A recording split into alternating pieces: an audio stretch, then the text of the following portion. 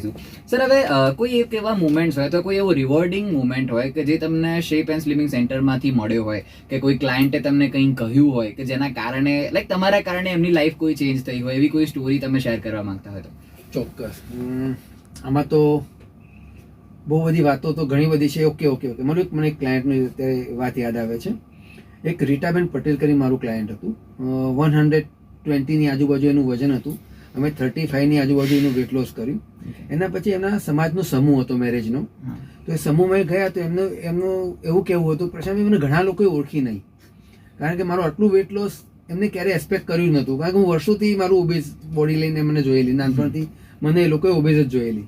એટલે આ જોઈને તો પહેલા લોકોએ મને ઓળખી નહીં.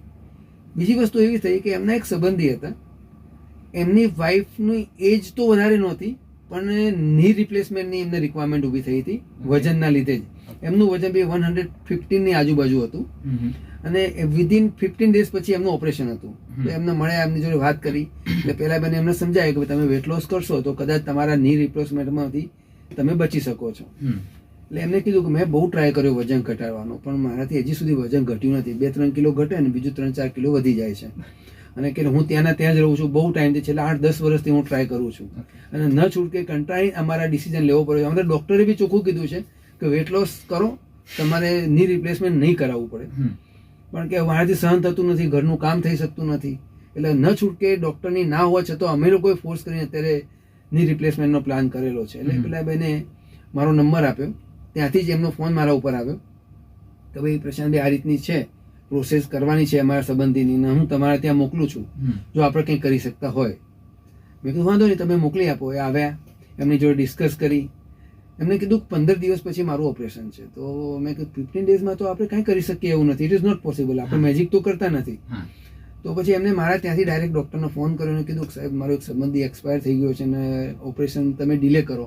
અને આ પ્લાન સર્જરી હતી, જોકે ડૉક્ટર સાઈડથી તો આ સર્જરી માટે બહુ ફોર્સ બી નહોતો.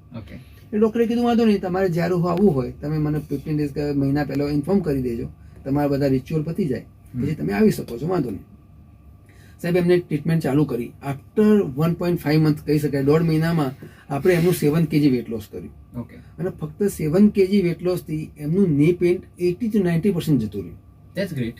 અને એના પછી એ મારા ત્યાં 6 મંથ આવ્યા અને 6 મંથની અંદર એમને એપ્રોક્સિમેટ 35 kg જેટલું વેટ લોસ કર્યું. એ ઈડરથી હિંમતનગર આવતા હતા, મારું હિંમતનગર સેન્ટર છે, એ ઈડરથી કમ્યુટ કરતા હતા એવરી ડે.